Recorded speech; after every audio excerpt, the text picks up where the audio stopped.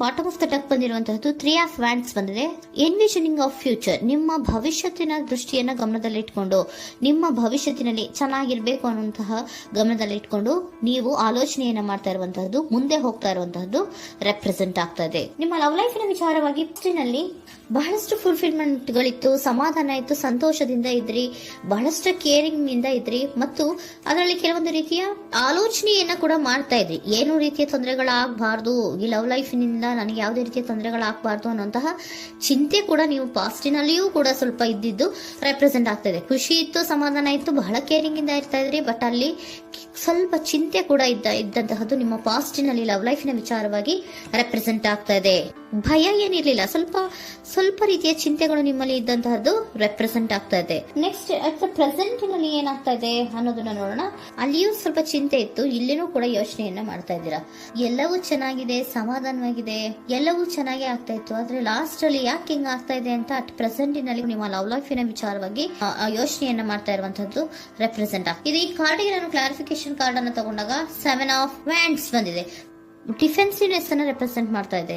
Love ಲೈಫಿನ ವಿಚಾರವಾಗಿ, ನಿಮ್ಮ love ಲೈಫಿನ ವಿಚಾರವಾಗಿ ತಮ್ಮ ಹಿತಾಸಕ್ತಿಗಳ ಕಡೆಗೆ, ತಮ್ಮ ಭವಿಷ್ಯತ್ತಿನ ಕಡೆಗೆ ಹೆಚ್ಚು ಗಮನವನ್ನ ಕೊಡ್ತಾ ಇರುವಂತಹದ್ದೇ ರೆಪ್ರೆಸೆಂಟ್ ಆಗ್ತಾ ಇರೋದಂತೂ. ಸಾಂಪ್ರದಾಯಿಕವಾದಂತಹ ಆಲೋಚನೆಗಳನ್ನ ಮಾಡುವಂತಹದ್ದು ರೆಪ್ರೆಸೆಂಟ್ ಆಗ್ತಾ ಇದೆ. ಮದುವೆಗಳ ವಿಚಾರದಲ್ಲಿ ಸ್ವಲ್ಪ ಟ್ರೆಡಿಷನಲ್ ಆಗಿ ಥಿಂಕ್ ಮಾಡ್ತಾ ಇರುವಂತಹದ್ದು, ತಮ್ಮದೇ ಆದಂತಹ ಪ್ಯಾಷನೇಟ್ ಏನಿದೆ ಅದರ ಕಡೆಗೆ ಹೆಚ್ಚು ಗಮನವನ್ನ ಕೊಡ್ತಾ ಇರುವಂತಹದ್ದು ರೆಪ್ರೆಸೆಂಟ್ ಆಗ್ತಾ ಇದೆ.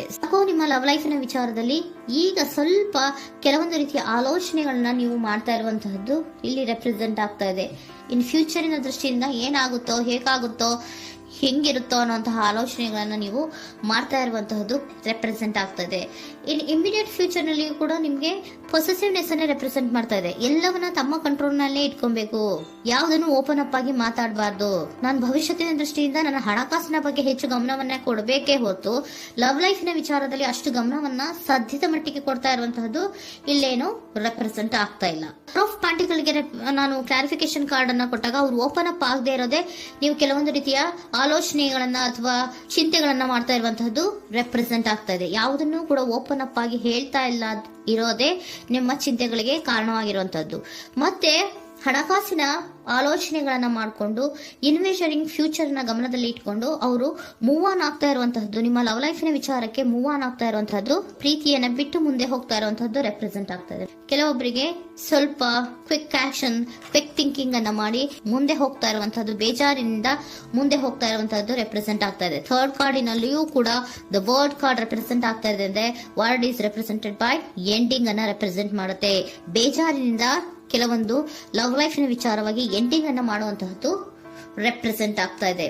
ಯಾಕಂದ್ರೆ ಈ ಲವ್ ಲೈಫಿನ ವಿಚಾರದಲ್ಲಿ ಕೆಲವೊಂದು ರೀತಿಯ ಸ್ವಹಿತಾಸಕ್ತಿಗೆ ಹೆಚ್ಚು ಗಮನವನ್ನ ಕೊಡ್ತಾ ಇರುವಂತಹದ್ದು, ಹಣಕಾಸಿನ ಬಗ್ಗೆ ಹೆಚ್ಚು ಗಮನವನ್ನ ಕೊಡ್ತಾ ಇರುವಂತಹದ್ದು, ಅವರ ಫ್ಯೂಚರಿನ ಬಗ್ಗೆ ಹೆಚ್ಚು ಗಮನವನ್ನ ಕೊಡ್ತಾ ಇರೋದು, ಹಾಗೇನೆ ಟ್ರೆಡಿಷನಲ್ ವ್ಯಾಲ್ಯೂಸ್ ಗಳಿಗೆ ಹೆಚ್ಚು ಗಮನವನ್ನ ಕೊಡ್ತಾ ಇರೋದ್ರಿಂದ ಕೆಲವೊಬ್ರು ಲವ್ ಲೈಫಿನ ವಿಚಾರದಲ್ಲಿ ಎಂಡಿಂಗ್ ಅನ್ನ ಮಾಡುವಂತಹದ್ದು ಪ್ರೆಸೆಂಟ್ ಆಗ್ತಾ ಇದೆ. ಕ್ವಿಕ್ ಆಗಿ ಥಿಂಕ್ ಮಾಡಿ ಕೆಲವೊಂದು ಆಲೋಚನೆಗಳನ್ನ ಮಾಡೋದ್ರ ಮೂಲಕ ಅನ್ನ ಮಾಡ್ತಾ ಇರುವಂತಹದ್ದು ರೆಪ್ರೆಸೆಂಟ್ ಆಗ್ತಾ ಇದೆ.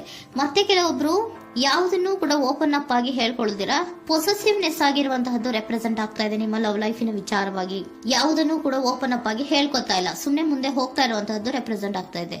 ಯಾಕೆ ಅವರಿಗೆ ಇನ್ವೆಸ್ಟಿಂಗ್ ಫ್ಯೂಚರ್ ನ ದೃಷ್ಟಿಯಿಂದ ಗಮನವನ್ನ ಇಟ್ಕೊಂಡು ಭವಿಷ್ಯತ್ತಿನಲ್ಲಿ ಏನಾಗುತ್ತೋ ಹೇಗಾಗುತ್ತೋ ಅನ್ನೋಂತ ಗಮನವನ್ನ ಇಟ್ಕೊಂಡು ಅವ್ರ ಬಗ್ಗೆ ಮಾತ್ರ ಅವರು ಯೋಚನೆಯನ್ನ ಮಾಡ್ತಾ ಇರುವಂತಹದ್ದು ಕೆಲವೊಬ್ಬರಿಗೆ ರೆಪ್ರೆಸೆಂಟ್ ಆಗ್ತದೆ.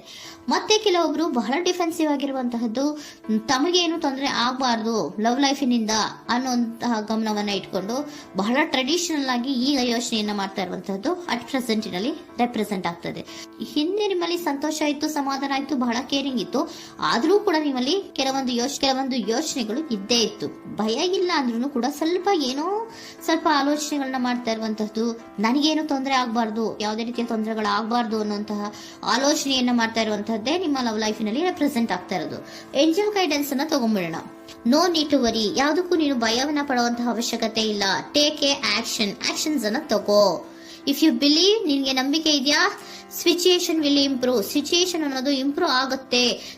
ಆಕ್ಷನ್ ಅನ್ನ ತಗೋಬೇಕು ಅಂತ ನಿಮ್ಗೆ ಈ ಲವ್ ಲೈಫ್ ನ ವಿಚಾರವಾಗಿ ಅನ್ಕೊಂಡಿದ್ರೆ ಟೇಕ್ ಆಕ್ಷನ್ಸ್ ಅನ್ನ ತಗೋ ಅಂತ ಕೂಡ ಏಂಜಲ್ ಗೈಡೆನ್ಸ್ ನಿಮ್ಗೆ ಕೊಡ್ತಾ ಇದ್ದಾರೆ. ಯಾಕೆ ನಿಮ್ಗೆ ಈ ರೀತಿ ಬರ್ತಾ ಇದೆ ರೀಡಿಂಗ್ ಗಳಲ್ಲಿ ಅನ್ನೋದಕ್ಕೆ ನಾನು ನಿಮ್ಮ ಸರೆಂಡರ್ ಸಿಚುಯೇಷನ್ ಹೇಗಿದೆ ಅನ್ನೋದ್ರ ಬಗ್ಗೆ ನಾನು ಒಂದು ಕಾರ್ಡ್ ಅನ್ನ ತಗೊಂತೀನಿ.